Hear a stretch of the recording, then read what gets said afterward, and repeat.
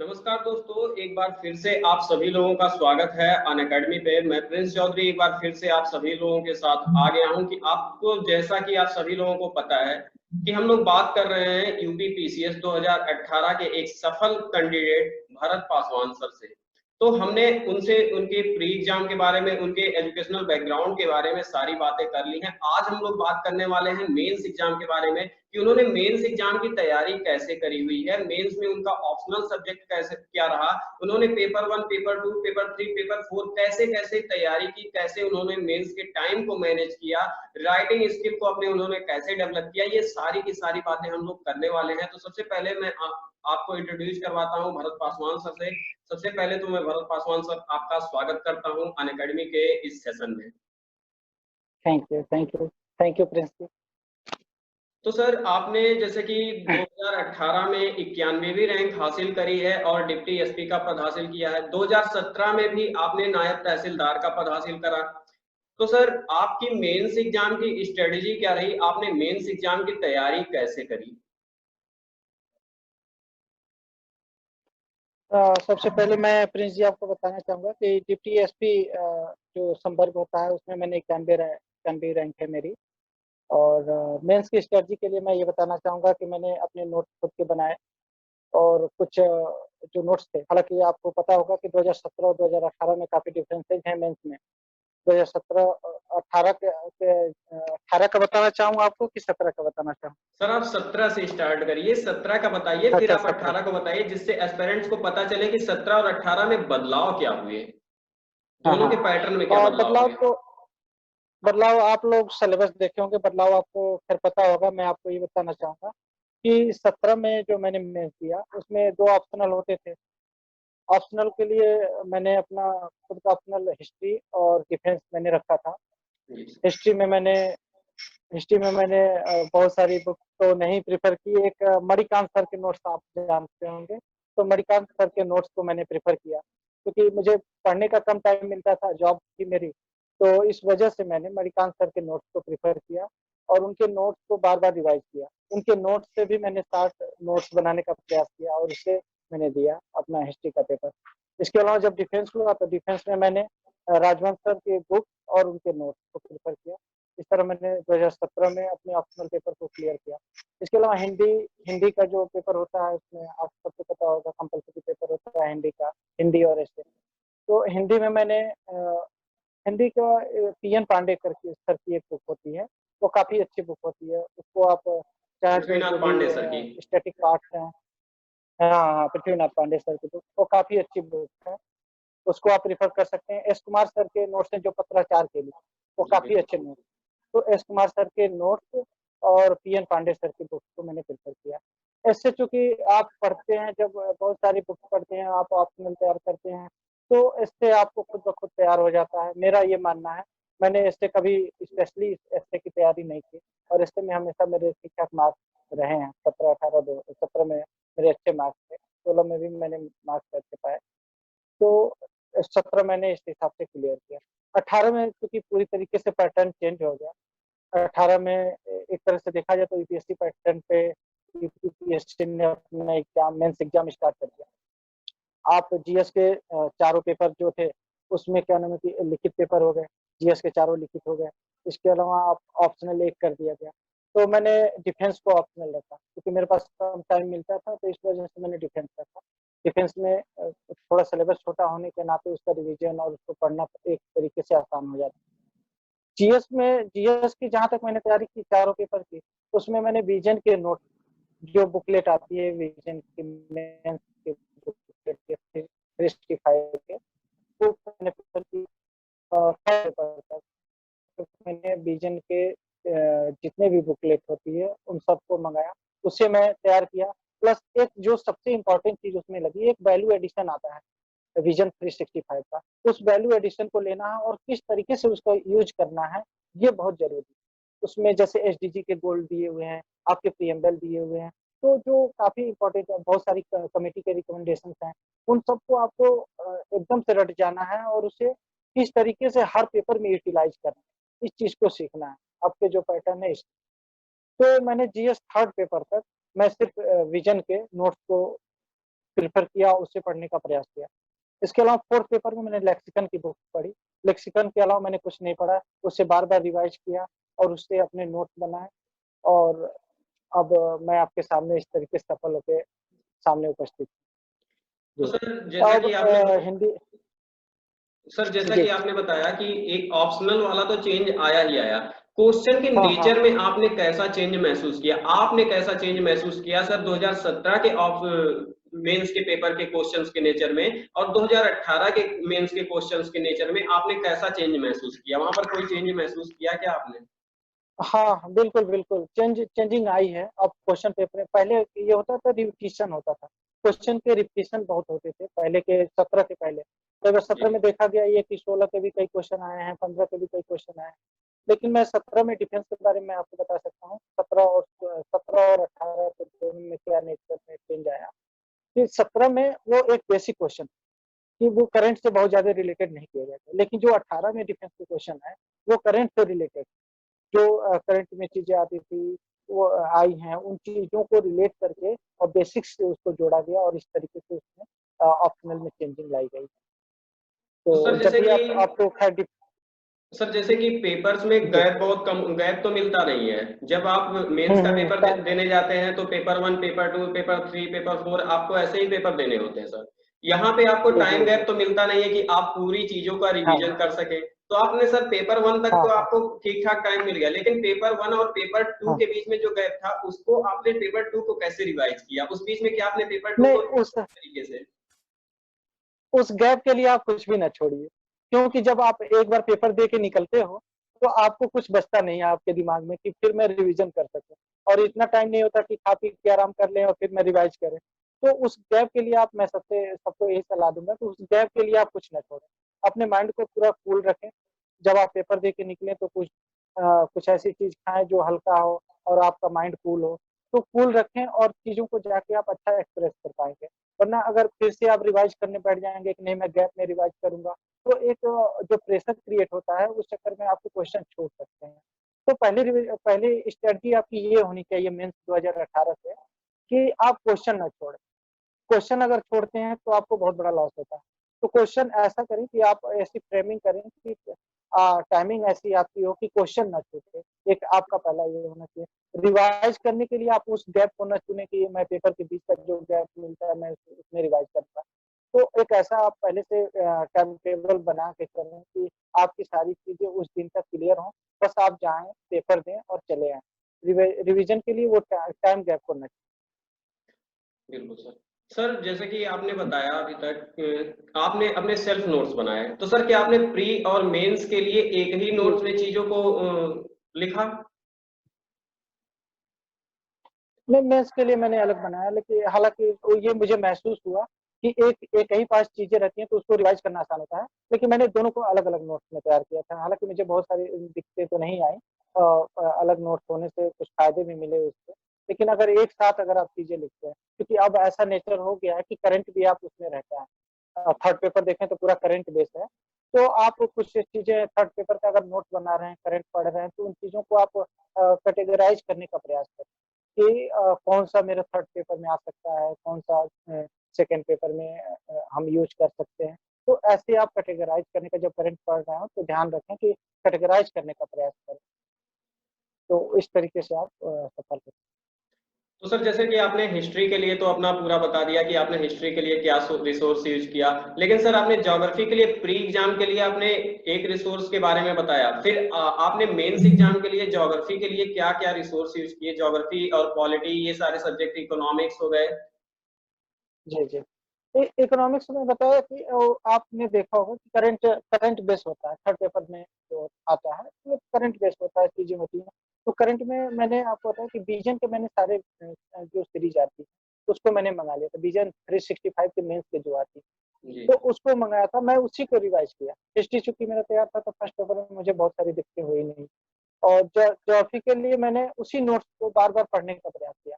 एक चीज़ जो मैं किया, मुझे मेरे माइंड में ये चल रहा था क्योंकि ये पहली बार है, तो कहीं न कहीं ये यूपीएससी के क्वेश्चन कोई उठा के रखने वाला है। तो इस चीज़ को मैं अपने माइंड में रखा और मुझे इसका फ़ायदा भी मिला। बहुत सारे क्वेश्चन रिपीट किए गए फर्स्ट, सेकंड पेपर में, बहुत सारे क्वेश्चन रिपीट किए गए। यूपीएससी के पेपर को सीधे-सीधे उसमें रखा गया, तो इस चीज़ का मुझे फ़ायदा मिला। तो चूँकि मेरे पास टाइम कम था, मैं पढ़ नहीं पा रहा था उस समय, तो इस वजह से मैंने उसी पुराने क्वेश्चन पेपर को रिवाइज़ करने का प्रयास किया, उसको बार-बार उनके क्वेश्चन को ही लिखने का प्रयास किया, तो इसका मुझे फ़ायदा जी। तो सर जैसा कि आपने पॉलिटी के लिए बताया कि आपने एम लक्ष्मीकांत सर की बुक को प्रेफर किया, तो सर क्या ये बुक इनफ है प्री और मेंस दोनों एग्जाम के लिए? दोनों साथ में आप अगर दोनों के करंट लिए को यूज कर लें, अगर आप साथ में करंट को ऐड करके पढ़े तो? हाँ, तो सर ये तो मोर सफिशिएंट है। आप लक्ष्मीकांत को पढ़ें, 1 बार नहीं 10 बार पढ़ें, सिर्फ़ लक्ष्मीकांत पढ़ें, वो आपके लिए सफिशिएंट है। प्री प्लस मेंस दोनों। मतलब कि आपका जो नेचर है एस्पिरेंट्स मुझे को लगता बहुत ज्यादा रिसोर्सेज की तरफ भागने की जरूरत नहीं है। मेंस एग्जाम के बारे में अगर पॉलिटी के नजरिए से हम लोग बात करें तो लक्ष्मीकांत सर की बुक आप प्री के लिए भी पढ़िए, मेंस के लिए भी करंट यूज करके लक्ष्मीकांत सर की बुक का ही आप यूज करिए। सारे एस्पिरेंट्स के लिए ये मैसेज है। जी, जी, बिल्कुल, बिल्कुल। और एक चीज़ मैंने बीच में उसको फिर मैं जोड़ देना चाहूँगा वैल्यू एडिशन जो हम्म। 365 का आता है हाँ, value addition value marks addition. का, उसमें हाँ, हाँ, वो काफ़ी अच्छा है मटेरियल है, वो काफ़ी अच्छा मटेरियल है। उसको आप रखें, किस तरीके से उसको यूज़ करना है इस चीज़ को थोड़ा-सा प्रयास करें और लिखने से आ जाता है, लिखेंगे आप चीज़ों को। आप जैसे मान लीजिए कि शिक्षा पे कोई क्वेश्चन आया, आप लिख रहे हैं, तो आप जानते हैं कि एसडीजी गोल में शिक्षा को रखा गया है, गरीबी को रखा गया है, तो उसमें आप कहीं दिखा सकते हैं कि हाँ, एसडीजी में ये लक्ष्य रखा गया है, हम उसके तरफ अग्रसर हो रहे हैं। तो कहीं न कहीं वो जब आप एक पॉइंट डालते हैं, तो वो एग्ज़ामिनर के माइंड में वो चलता है, उसको देखता है, क्लिक करता है, वो नंबर देता है। तो एसडीजी को आप यूज़ करें, बहुत सारे प्रिएम्बल में बहुत सारे ऐसे शब्द हैं जिनको हम यूज़ कर सकते हैं, आर्टिकल बहुत सारे हैं, तो उसमें सारे वैल्यू एडिशन में वो सारी चीज़ें दी हुई हैं, आप उनको यूज़ कर सकते हैं और अच्छे नंबर गेन कर सकते और सर ऑप्शनल को आपने किस तरीके से तैयार किया? आपने कितना टाइम दिया ऑप्शनल के लिए सर? हैं। ऑप्शनल के लिए तो मैंने बहुत टाइम दिया क्योंकि ऑप्शनल मुझे लगता था कि ऑप्शनल एक ऐसी चीज़ है जहाँ पे ऑप्शनल और फोर्थ पेपर, जहाँ पे कम बुक्स पढ़ के अच्छे नंबर लाए जा सकते हैं। क्योंकि ऑप्शनल हम एक ही सब्जेक्ट में बार-बार दे रहे होते हैं, तो कहीं न कहीं एक अच्छी तैयारी उसकी हो जाती है और आप उसको जितनी बार रिवाइज़ करते हैं, उसको अच्छे से एक्सप्रेस कर पाते हैं। तो मैंने ऑप्शनल को मैंने लगभग ये बनाना था मुझे 6 घंटे 7 घंटे टाइम मिलते थे, तो उन 6-7 घंटे मैंने पढ़ने का प्रयास किया। तो 6 घंटे में मुझे 2 से ढाई घंटे, 3 घंटे मैं उसी अपने ऑप्शनल पे और प्लस फोर्थ पेपर क्योंकि यूपीपीएससी के लिए एकदम से नया था फोर्थ पेपर, तो मैं फोर्थ पेपर प्लस ऑप्शनल के लिए काफ़ी टाइम मैंने दिया। और हिंदी और ऐसे ऐसे के लिए तो मैंने आपको पहले बताया कि ऐसे के लिए मैंने जी, जी, कभी जी, टाइम नहीं दिया है और बिल्कुल। ना मैं लिखा नहीं हूँ कभी। तो मैं सर डायरेक्ट एग्ज़ाम में ही जाता हूँ। एक सबसे बड़ा क्वेश्चन सर जो कि ये है जी। कि आप जॉब में रहते हुए आपने लगातार 2013 से ही आप परीक्षा आप दे रहे हैं यूपीपीसीएस की, और तब से ही आप जॉब में भी हैं कहीं ना कहीं, गवर्नमेंट जॉब में भी आप हैं। जी, जी। तो सर ये आप टाइम का मैनेजमेंट किस तरीके से करते थे, किस तरीके से आप टाइम को मैनेज कर पाते थे, आप तैयारी के लिए और जॉब दोनों चीजों को साथ में कैसे मैनेज करते थे? प्रिंस जी मैं आपको बताना चाहूँगा कि एक आपके दिल में आग होनी चाहिए।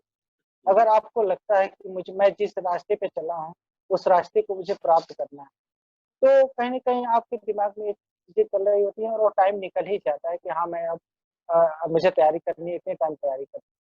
तो एक अच्छा-सा हालाँकि शुरुआती दौर में मुझे काफ़ी दिक्कतें आई, मैंने आपको बताया कि 14-15 मेरा पीटी नहीं हुआ।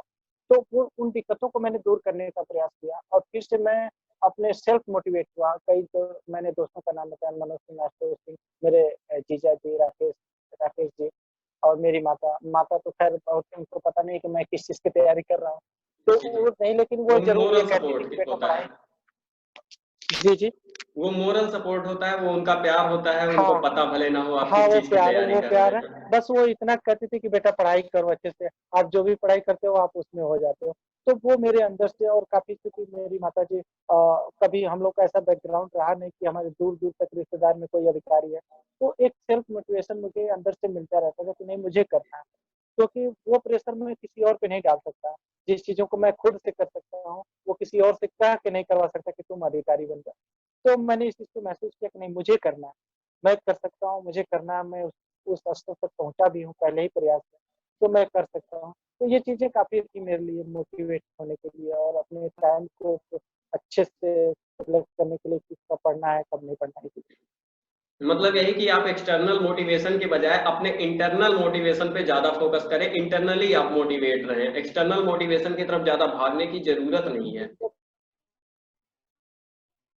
जी, इंटरनल जो होता है वो आपको हमेशा मोटिवेट आप रहेंगे। एक्सटर्नल से क्या होता है कि हम 2 दिन तो मोटिवेट रहते हैं, तीसरे दिन लगता है कि नहीं यार अब मुझे छोड़ो हो गया बस। तो इंटरनल आपको मोटिवेशन होनी चाहिए, किस चीज़ के लिए आप क्यों करना चाहते हैं, ये चीज़ें काफ़ी क्लियर होनी चाहिए आपके माइंड में कि हाँ, मैं किस चीज़ के लिए कर रहा हूँ। आपको एक चीज़ बताना चाहूँगा, काफ़ी मैं दुखी हुआ कि एक अभी इलाहाबाद के कॉम्पिटिटर रहे हैं, अभी आपने पेपर में देखा होगा कि उन्होंने आत्महत्या कर ली। तो मैं जितने भी कॉम्पिटिटर हैं, मैं आप लोगों से यही गुज़ारिश करना चाहूँगा कि प्लीज़ आप ऐसा ना काम करें। आप प्रयास करें, तैयारी करते रहें, आपको सफलता ज़रूर मिलेगी। अच्छे डायरेक्शन में तैयारी करें, अपनी चीज़ों को मोटिवेट रखें, अपने अपने आप को मोटिवेट रखें और हर बार अपने माँ-बाप की तरफ देखिए कि किस चीज़ के लिए देखें, तो आपको सफलता ज़रूर मिलेगी। सभी कॉम्पिटिटर से मेरी यही गुज़ारिश है कि आप लोग ऐसी हरकत ऐसा काम ना करें कि जिससे आपको दुःख हो, आपके माता-पिता को दुःख हो, ऐसा मत काम जी बिल्कुल सर। जी। सर एक अगर नया एस्पिरेंट है, कोई नया कोई एस्पिरेंट है, तैयारी में आना चाहता है, उसको आप आंसर राइटिंग के लिए, आप मेंस के एग्जाम के आंसर राइटिंग के लिए क्या सलाह देना चाहेंगे?